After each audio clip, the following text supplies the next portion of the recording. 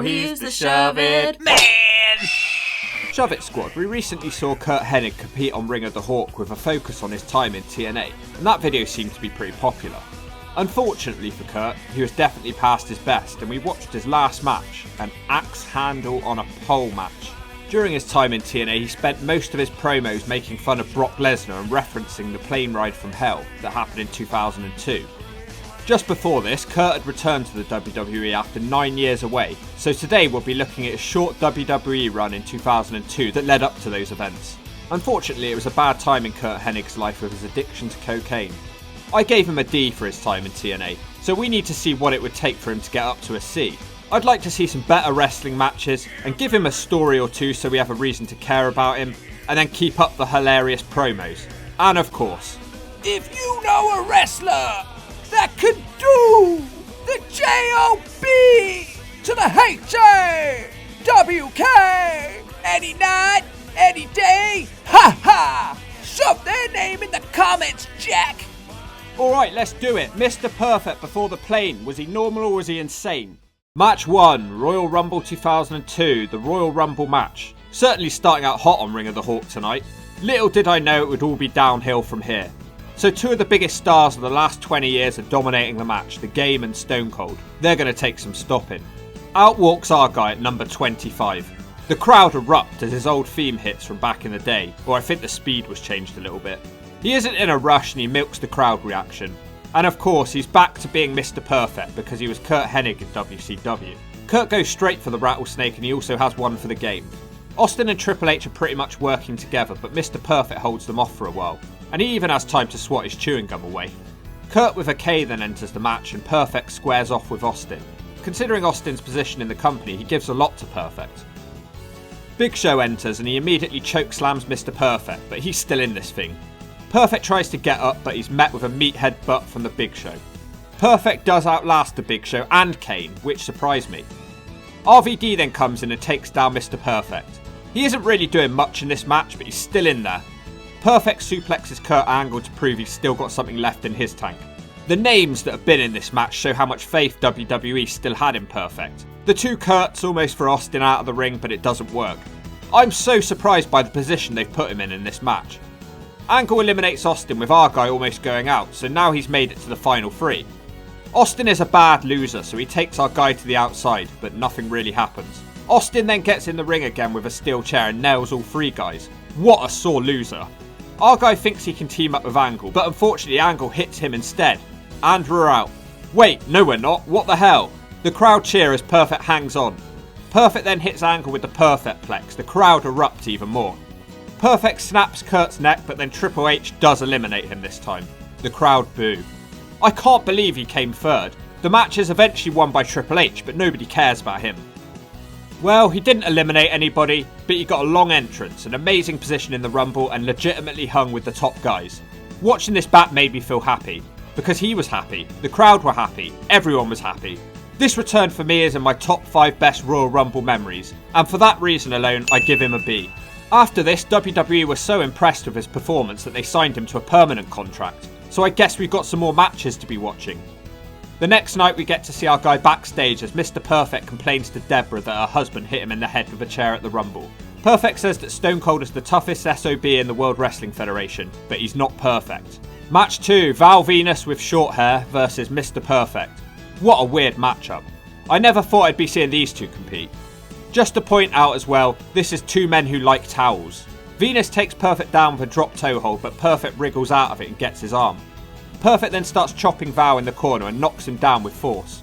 Perfect then runs out the corner and snaps Val's neck. Double V fights back with knees and a Russian leg sweep which gets him a 2 count. It's a real back and forth matchup as Perfect floors Val. Suddenly the Rattlesnake's music hits and he stomps out in a bad mood. Austin grabs a chair and whacks Perfect in the head with a vicious chair shot.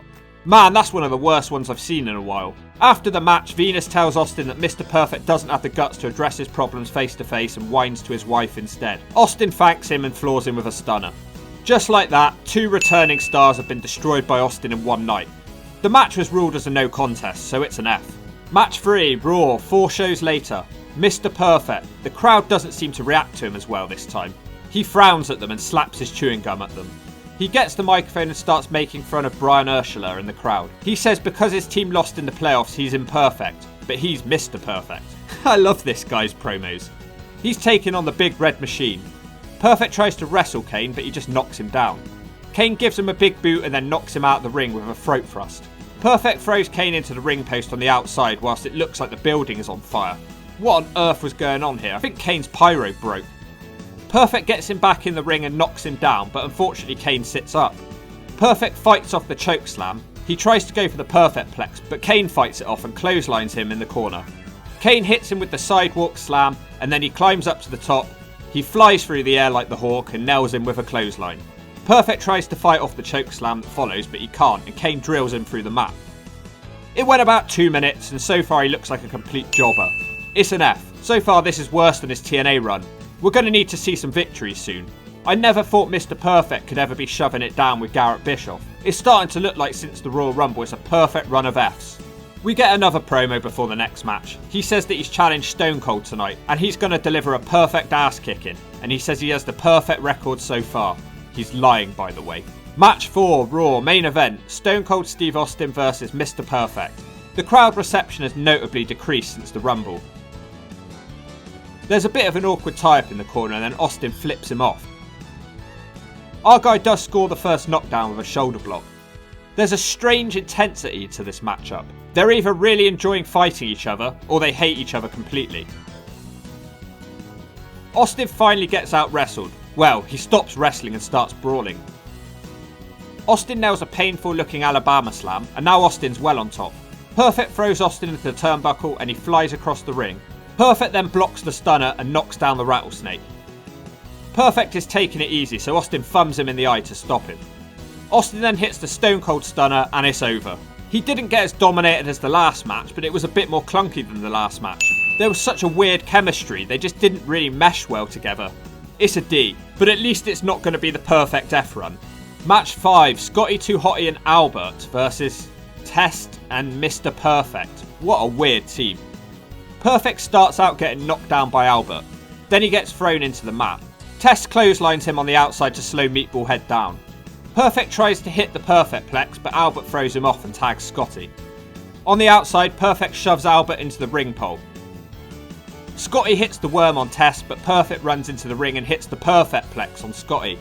Yes, and it's over. Finally a win for Perfect. It only took 5 matches. After the match, they all continue fighting. Rikishi runs out to protect Scotty and ends up giving the stink face to Perfect. They just couldn't let him have this win, could they? It wasn't much of a match. Anyway, it's a D.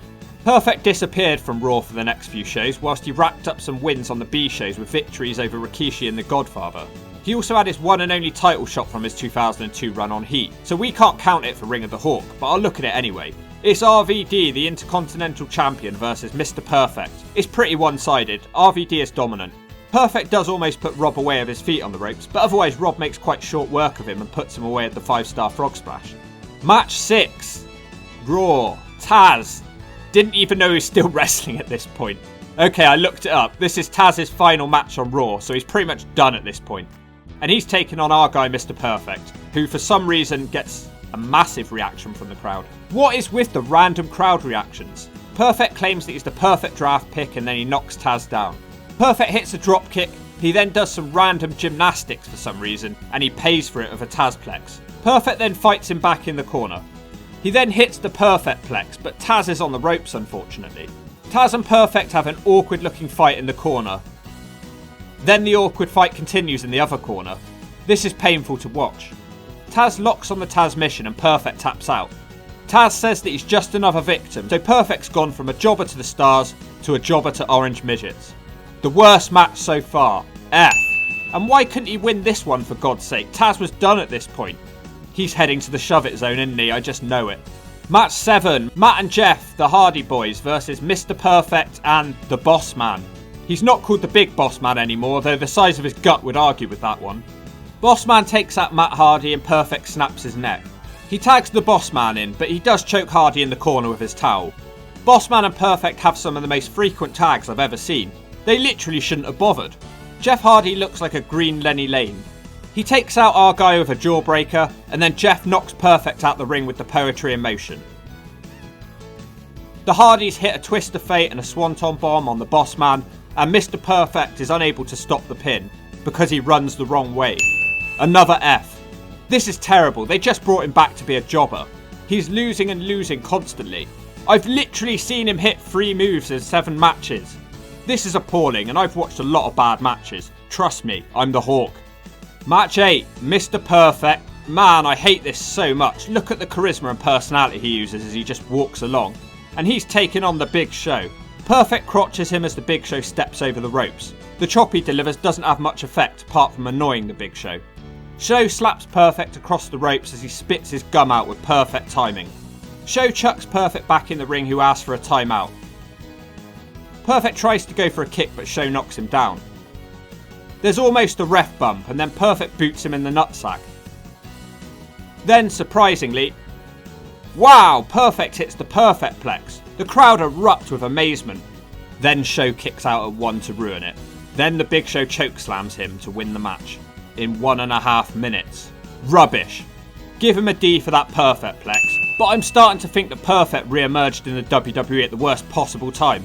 All the WCW big stars had just rocked up and the roster was stacked. There was no room for a Mr. Perfect. Match 9, final match. I'm sort of glad this run's coming to an end so quickly. I just feel bad for this guy. It's Mr. Perfect versus RVD. I know someone's going to ask in the comments, but he doesn't become Bob Van Dam until TNA, so shove it. Rob is distracted by Eddie Guerrero, who's on commentary, so Perfect gets the jump on Rob. Rob quickly regains his composure and flips him across the ring. Van Dam then kicks him out of the ring and he moonsaults off the ring apron onto Perfect.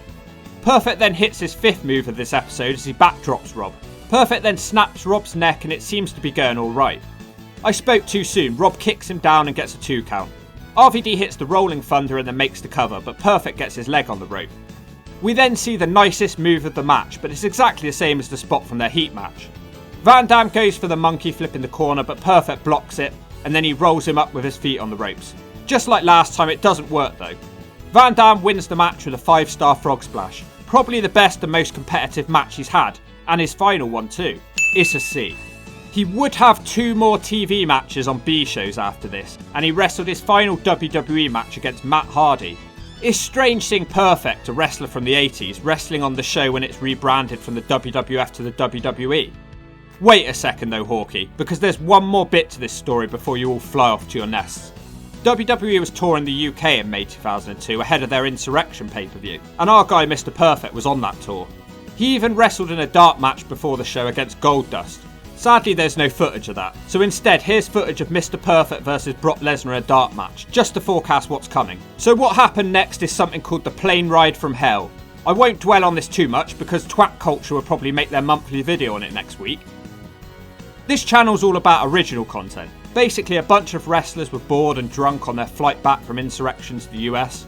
Perfect was one of the men who got out of control.